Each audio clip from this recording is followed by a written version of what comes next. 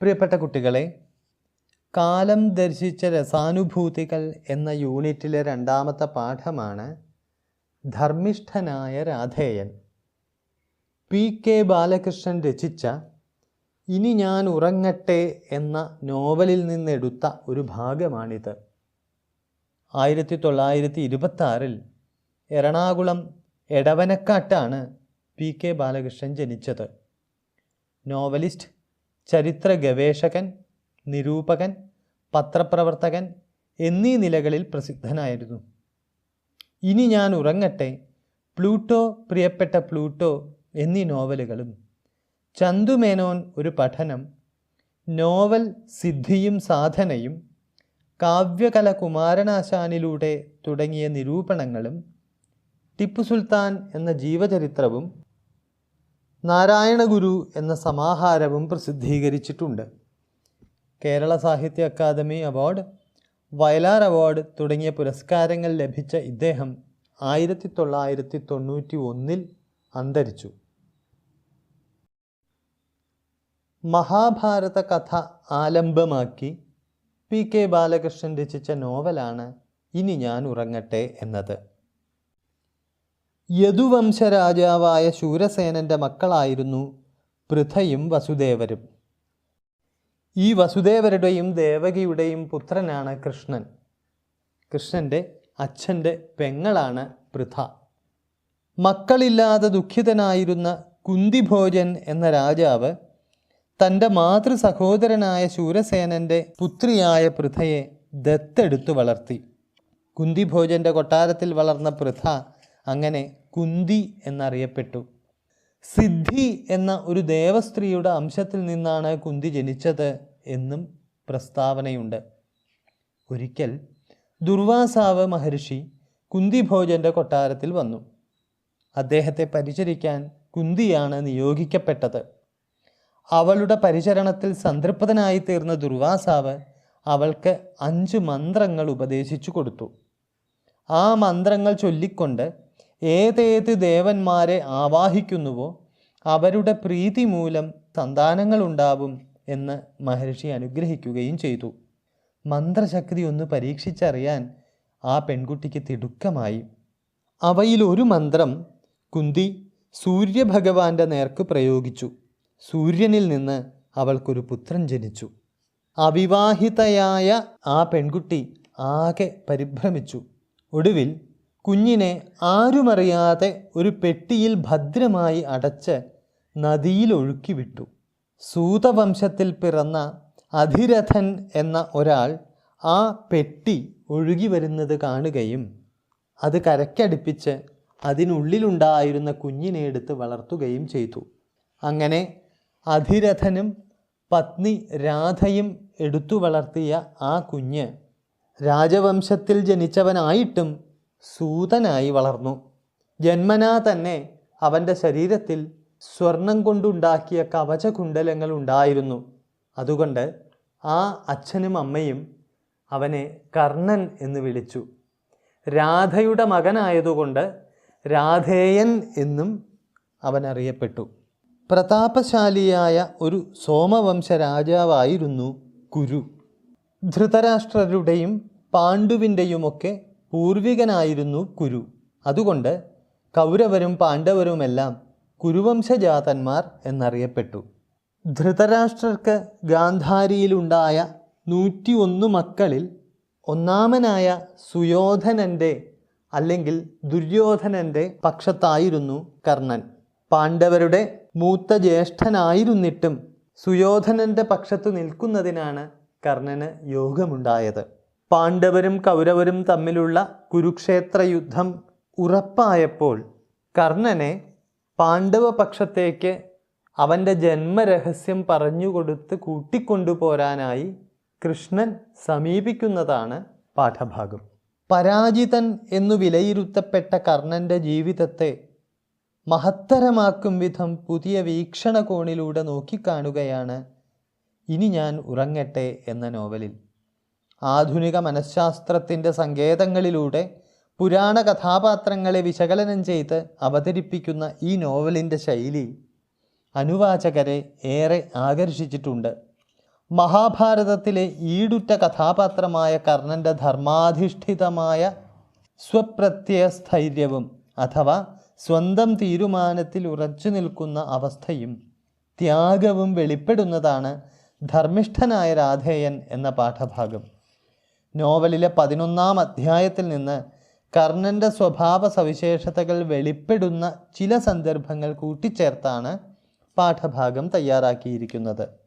കുരുക്ഷേത്ര യുദ്ധം തുടങ്ങുന്നതിന് മുമ്പുള്ള കാലഘട്ടമാണ് പാഠഭാഗത്തിൻ്റെ പശ്ചാത്തലം. ജന്മനാ കവചകുണ്ഡലധാരിയും ധീരനും മഹാവ്രതനുമായ കർണനെ പാണ്ഡവപക്ഷത്തു നിർത്താൻ ശ്രീകൃഷ്ണൻ ആഗ്രഹിക്കുന്നു. കർണനോട് കൃഷ്ണൻ തത്വോപദേശം നടത്തുകയും കർണൻ്റെ ജനന രഹസ്യം വെളിപ്പെടുത്തുകയും ചെയ്യുന്നു. കൃഷ്ണനോടുള്ള സ്നേഹവും കടപ്പാടും പൂർണ്ണമായി നിലനിർത്തിക്കൊണ്ടു തന്നെ അദ്ദേഹത്തിൻ്റെ ആവശ്യത്തെ നിരസിക്കുകയാണ് കർണൻ ചെയ്യുന്നത്. തൻ്റെ യഥാർത്ഥ മാതാപിതാക്കൾ ആരാണെന്ന് വ്യക്തമായിട്ടുകൂടി താൻ സൂതനാണ്, താൻ കൗന്ദേയനല്ല രാധേയനാണ് എന്ന് പറയാനാണ് കർണൻ ഇഷ്ടപ്പെടുന്നത്. ലോകത്തിനു മുന്നിൽ അപമാനിതനായി തലകുനിച്ചു നിന്ന തനിക്ക് അംഗരാജ പദവി നൽകിക്കൊണ്ട് അഭിമാനവും ആത്മവിശ്വാസവും പകർന്നു തന്ന സുയോധനനോടുള്ള കൂറും കടപ്പാടും അചഞ്ചലമാണ് അഥവാ ഇളകാത്തതാണ് എന്ന് പറയുന്നിടത്താണ് കർണൻ്റെ വ്യക്തിത്വത്തിന് ശോഭയേറുന്നത്. അധിരഥൻ കർണനെ ദ്രോണാചാര്യരുടെ അടുത്തയച്ച് അസ്ത്രവിദ്യ അഭ്യസിപ്പിച്ചു. അക്കാലത്ത് തന്നെ കർണനും അർജുനനും തമ്മിൽ കിടമത്സരം ആരംഭിക്കുകയും ചെയ്തു. ബ്രഹ്മാസ്ത്രവിദ്യ ഉപദേശിച്ചു കൊടുക്കാൻ മടിച്ച ദ്രോണരെ വിട്ട് കർണൻ പരശുരാമ ശിഷ്യനായി തീർന്നു. പരശുരാമൻ കർണനെ ബ്രഹ്മാസ്ത്രവിദ്യ പഠിപ്പിച്ചു എങ്കിലും താൻ ബ്രാഹ്മണകുമാരനാണ് എന്നു നുണ പറഞ്ഞാണ് കർണൻ പരശുരാമനെ സമീപിച്ചത് എന്ന സത്യം അദ്ദേഹം തിരിച്ചറിയാനിടവന്നത് കാരണം പഠിപ്പിച്ച വിദ്യ നിനക്ക് ആവശ്യമുള്ളപ്പോൾ ഓർമ്മ വരാതെ പോകട്ടെ എന്ന് ശപിക്കുകയാണ് അദ്ദേഹം ചെയ്തത്. കൗരവരുടെയും പാണ്ഡവരുടെയും ആയുധാഭ്യാസം പൂർത്തിയായപ്പോൾ ആ വിദ്യാപ്രദർശന സമയത്ത് കർണൻ വേദിയിലേക്ക് എത്തിയപ്പോൾ നിന്റെ അച്ഛനമ്മമാർ ആരാണ്, നിന്റെ കുലമേതാണ് എന്ന് കൃപർ കർണനോട് ഉറക്കെ ചോദിച്ചു. ക്ഷത്രിയകുമാരന്മാർക്ക് മാത്രമായിരുന്നു ആ വേദി അനുവദിക്കപ്പെട്ടിരുന്നത്. തൻ്റെ കുലമേതാണെന്ന് പറയാൻ സാധിക്കാതെ നിസ്സഹായനായി ലജ്ജിതനായി തല താഴ്ത്തിപ്പോന്ന കർണനെ അംഗരാജ്യത്തിൻ്റെ രാജാവായി അഭിഷേചിച്ചത് സുയോധനൻ എന്ന ദുര്യോധനനാണ്. അങ്ങനെ കർണന് നഷ്ടപ്പെട്ട അഭിമാനവും ആത്മവിശ്വാസവും തിരികെ കൊടുത്ത ചങ്ങാതിയാണ് സുയോധനൻ. ആ ചങ്ങാതിയെ ഒരു തരത്തിലും ഉപേക്ഷിക്കില്ല എന്ന് കൃഷ്ണനോട് സത്യം ചെയ്യുകയാണ് കർണൻ ഈ പാഠഭാഗത്തിൽ ചെയ്യുന്നത്. കർണൻ ആരാണ് എന്നു മനസ്സിലായാൽ യുധിഷ്ഠിരനും ഭീമനും അർജുനനും നകുലനും സഹദേവനുമെല്ലാം കർണനെ ജ്യേഷ്ഠനെന്ന് ബഹുമാനിക്കുമെന്നും കർണൻ്റെ മാത്രം ബലത്തിലാണ് സുയോധനൻ യുദ്ധത്തിനൊരുങ്ങിയിരിക്കുന്നത് എന്നതിനാൽ കർണനെ നഷ്ടപ്പെട്ടാൽ ഒരുപക്ഷെ യുദ്ധം തന്നെ നടക്കാനിടയില്ലെന്നും കൃഷ്ണൻ കർണനെ ഓർമ്മിപ്പിക്കുന്നു. എന്നു മാത്രമല്ല മഹാരാജാവായി അഭിഷേകം ചെയ്യപ്പെടാനും സാധ്യതയുണ്ട് എന്നും കർണനെ കൃഷ്ണൻ മോഹിപ്പിക്കാൻ ശ്രമിക്കുന്നുണ്ട്. എന്നാൽ ഇതൊന്നും കർണൻ ചെവിക്കൊള്ളുന്നേയില്ല. കൃഷ്ണനോടുള്ള ആദരവും ബഹുമാനവുമെല്ലാം കാത്തു സൂക്ഷിച്ചുകൊണ്ടു തന്നെ കൃഷ്ണൻ്റെ ക്ഷണം കർണൻ സ്വീകരിക്കാതെ അദ്ദേഹത്തെ മടക്കി വിടുകയാണ് ചെയ്യുന്നത്. മഹാഭാരതം മുന്നോട്ട് വയ്ക്കുന്ന ഉന്നത ജീവിത മൂല്യങ്ങൾക്ക് മകുടോദാഹരണമാണ് കർണൻ്റെ ഈ സ്വപ്രത്യയസ്ഥൈര്യം, സ്വന്തം തീരുമാനത്തിൽ ഉറച്ചു നിൽക്കാനുള്ള കരുത്ത്.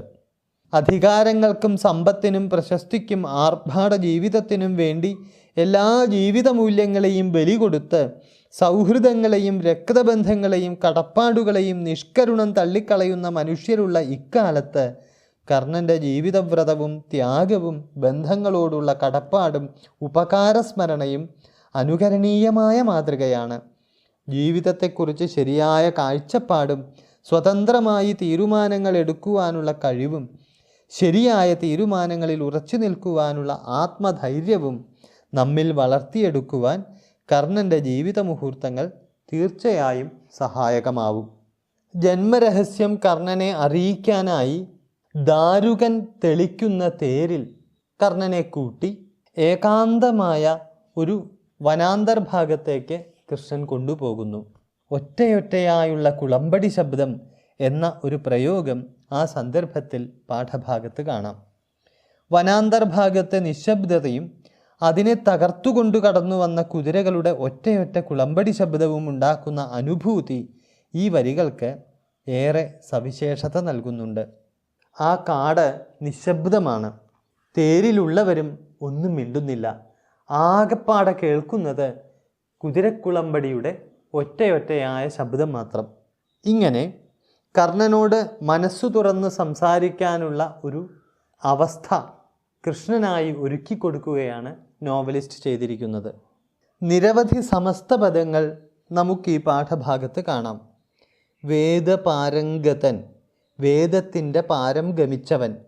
പ്രപഞ്ചവിധാനം, പ്രപഞ്ചത്തിൻ്റെ വിധാനം. കുളമ്പടി ശബ്ദം, കുളമ്പടിയുടെ ശബ്ദം. കുരുവംശജാതർ, കുരുവംശത്തിൽ ജാതരായിട്ടുള്ളവർ. വീരസ്വർഗം, വീരന്മാർ എത്തിച്ചേരുന്ന സ്വർഗം. കാലാനുവർത്തി, കാലത്തെ അനുവർത്തിക്കുന്നത്. ഭീകരപ്രതിസന്ധി, ഭീകരമായ പ്രതിസന്ധി. വേദശാസ്ത്രാദികൾ, വേദം ശാസ്ത്രം ആദിയായവ.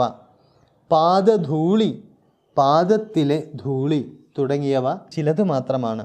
അതുപോലെ രാധയുടെ മകൻ എന്ന അർത്ഥത്തിൽ രാധേയൻ എന്നും കുന്തിയുടെ മകൻ എന്ന അർത്ഥത്തിൽ കൗന്ദേയൻ എന്നും പാണ്ഡുവിൻ്റെ പുത്രന്മാർ എന്ന അർത്ഥത്തിൽ പാണ്ഡവരെന്നും വസുദേവരുടെ പുത്രൻ എന്ന അർത്ഥത്തിൽ വാസുദേവൻ എന്നും ദ്രുപദൻ്റെ മകൾ എന്ന അർത്ഥത്തിൽ ദ്രൗപദി എന്നും പാഞ്ചാല രാജാവിൻ്റെ മകൾ എന്ന അർത്ഥത്തിൽ പാഞ്ചാലി എന്നുമൊക്കെയുള്ള പേരുകളും ധാരാളമായി കാണാം. പാഞ്ചാലിയുടെ 5 മക്കളെക്കുറിച്ച് പാഠഭാഗത്തിൽ സൂചിപ്പിക്കുന്നുണ്ട്.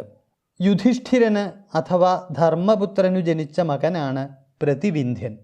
ഭീമനു ജനിച്ചത് ശ്രുതസേനൻ. അർജുനന് ജനിച്ചത് ശ്രുതകീർത്തി. നകുലനു ജനിച്ചത് ശതാനീകൻ. സഹദേവന് ജനിച്ചത് ശ്രുതകർമാവ് എന്നിങ്ങനെയാണ് പാഞ്ചാലിയുടെ 5 മക്കൾ. അർജുനന് ശ്രീകൃഷ്ണൻ്റെ സഹോദരിയായ സുഭദ്രയിൽ ജനിച്ച പുത്രനാണ് അഭിമന്യു. ഈ അഭിമന്യു വിരാട രാജാവിൻ്റെ പുത്രിയായ ഉത്തരയെ വിവാഹം കഴിച്ചു. അതിൽ പരീക്ഷിത്ത് എന്ന പുത്രനുണ്ടായി. കുരുക്ഷേത്ര യുദ്ധത്തിൽ പത്മവ്യൂഹത്തിൽപ്പെട്ട് 16-ാമത്തെ വയസ്സിൽ അഭിമന്യു കൊല്ലപ്പെട്ടു. ദ്രുപദ രാജാവിൻ്റെ പുത്രനും പാഞ്ചാലിയുടെ സഹോദരനുമാണ് ധൃഷ്ടദ്യുമ്നൻ.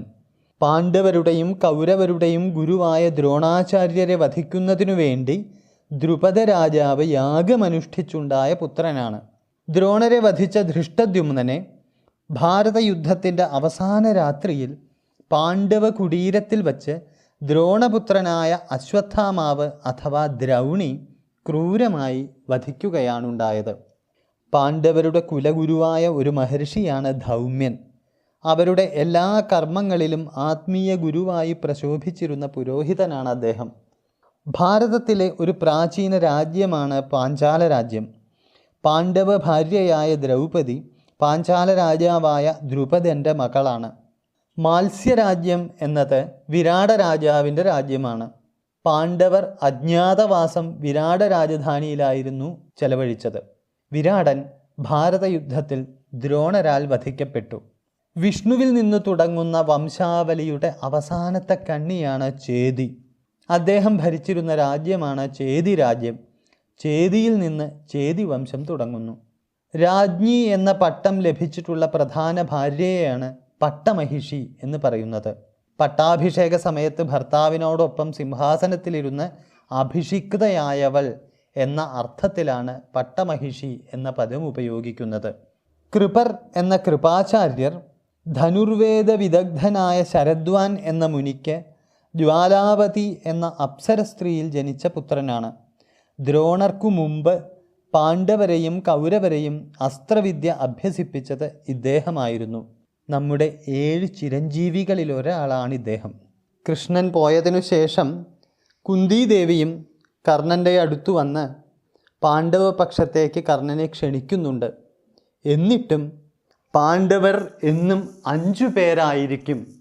അർജുനനോ താനോ ആരെങ്കിലും ഒരാൾ ജീവനോടെ ഇരിക്കും എന്ന ഒരു വാഗ്ദാനം മാത്രം കൊടുത്ത് അമ്മയെ പറഞ്ഞയക്കുകയാണ് കർണൻ ചെയ്യുന്നത്. കുന്തിയുടെ പുത്രൻ എന്ന അർത്ഥത്തിൽ കൗന്ദേയൻ എന്നറിയപ്പെടുന്നതിനേക്കാൾ താൻ ആഗ്രഹിക്കുന്നത് രാധയുടെ പുത്രൻ എന്ന അർത്ഥത്തിൽ രാധേയൻ എന്നറിയപ്പെടാനാണ് എന്നും കർണൻ കൃഷ്ണനോട് വെളിപ്പെടുത്തുന്നുണ്ട്. ഈ ഒരു സ്വപ്രത്യയ സ്ഥൈര്യം, ദാനശീലം, ധർമ്മിഷ്ഠത എന്നിവയെല്ലാം കർണനെ മഹാഭാരതത്തിലെ ഒരു ഉജ്ജ്വല കഥാപാത്രമാക്കി മാറ്റുന്നു.